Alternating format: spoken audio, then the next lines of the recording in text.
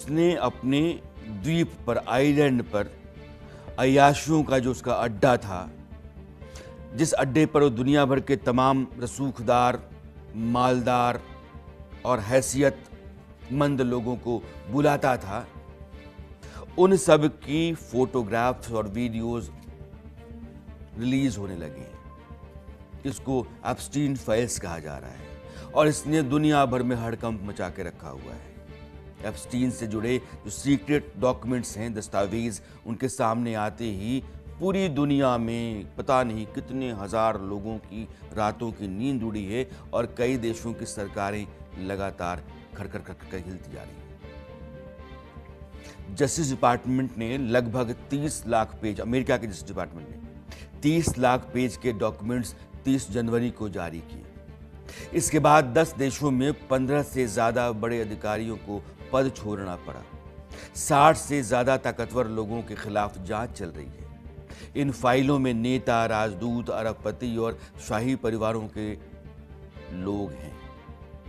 Email, flight log और संपर्क record में 700 से 10,000 असरदार लोगों का जिक्र है। कई मामलों में नाबालिग लड़कियों के यौन शोषण के आरोप भी हैं। दस्तावेजों में अमेरिका के राष्ट्रपति डोनाल्ड ट्रंप, पूर्व राष्ट्रपति बिल क्लिंटन और हिलरी क्लिंटन जैसे हाई प्रोफाइल नाम अलग अलग कॉन्टेक्स्ट में सामने आए हैं। एप्स्टीन खुलासे के बाद सबसे ज्यादा हड़कंप यूरोप में है। लगभग 10 देशों में इस्तीफों का दौर शुरू हो चुका है। सबसे ज्यादा ब्रिटेन में 3 अधिकारियों, बल्कि 3 मंत्रियों, उनको सेक्रेटरी कहते हैं, उनको अपनी कुर्सी छोड़नी पड़ी।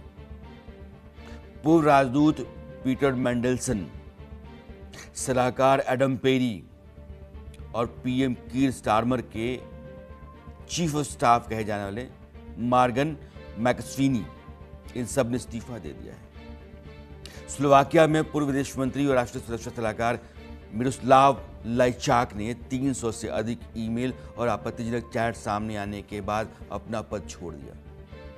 स्वीडन की सीनियर डिप्लोमेट जोआन रूबिनस्टीन, उनको भी अपना पद छोड़ना पड़ा। नॉर्वे की राजदूत मोना जूल, अमेरिका में लेबर मिनिस्टर एलेक्स एक्सकोटा और MIT लैब प्रमुख जोइची तो, इन सब को इस्तीफा देना पड़ा। एप्स्टीन फाइल्स में 38,000 बार ट्रंप का नाम आया है। 38,000 बार।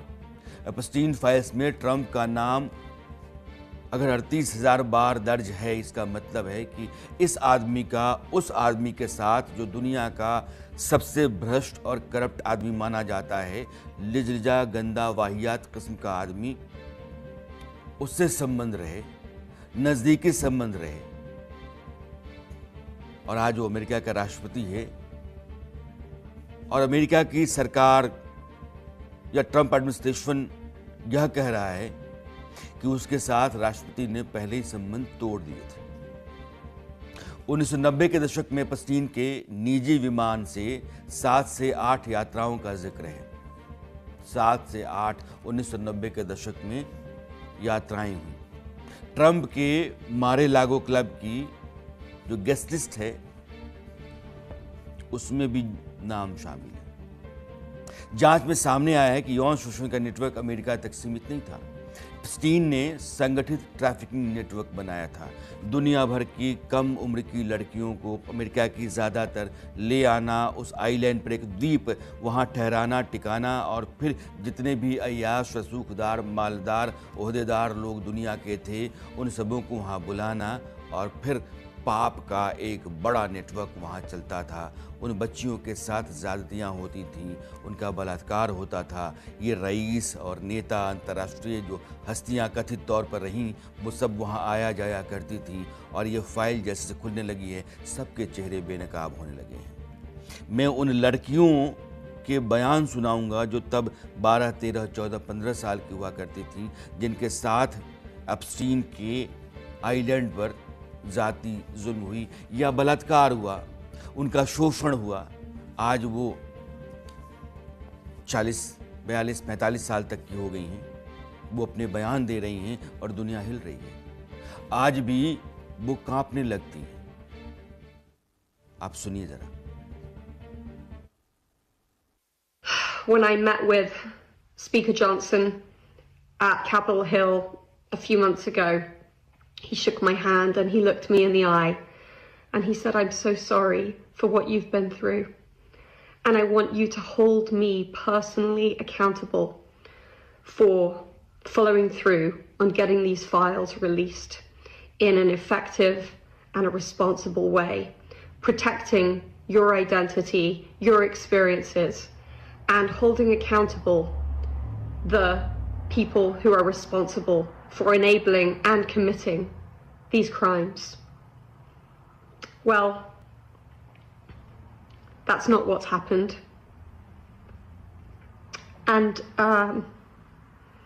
it makes me lose faith in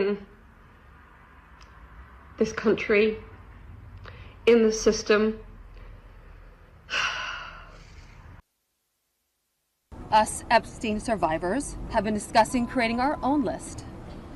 We know the names. Many of us were abused by them. Now, together as survivors, we will confidentially compile the names we all know who are regularly in the Epstein world. And it will be done by survivors and for survivors. No one else is involved. Stay tuned for more details.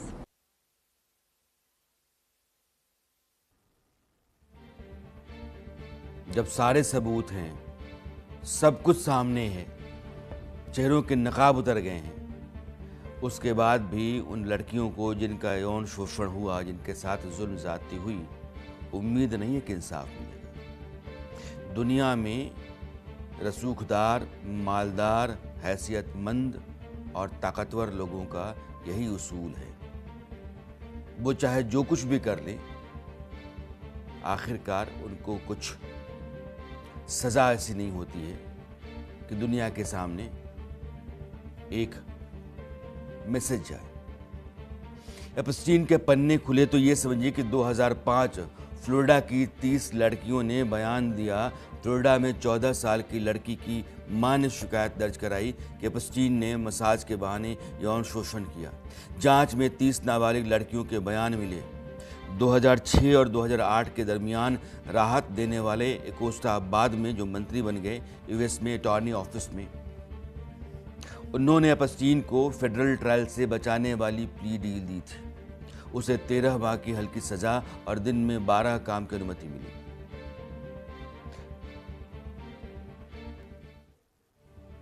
Alexa Acosta बाद में 2017 में Trump के पहले कार्यकाल में श्रम मंत्री बनी।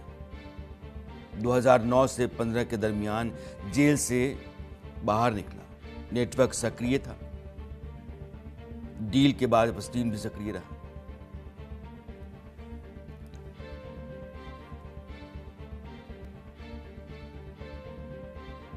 दो 2017-18 के बीच में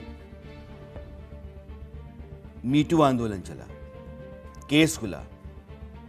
उस आंदोलन के बाद जो पीड़ित लड़कियां थीं, उनकी गवाहियां हुई और जांच से एप्स्टीन के प्रभावशाली संपर्क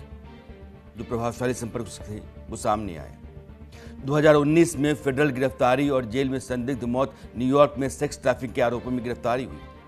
1 महीने के बाद मेट्रोपॉलिटन करेक्शनल जेल में संदिग्ध हालत में उसकी मौत हुई। आधिकारिक तौर पर आत्महत्या बताया गया। एप्स्टीन ने आत्महत्या कर ली।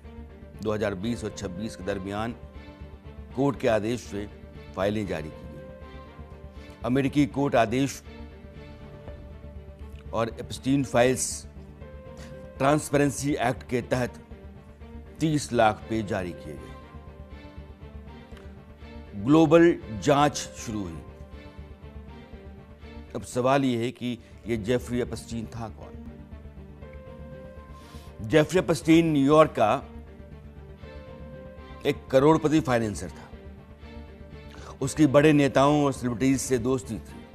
उस पर 2005 में नाबालिग लड़की के साथ यौन उत्पीड़न का आरोप लगा और 2008 में उसे नाबालिग से सेक्स की मांग करने का दोषी पाया गया।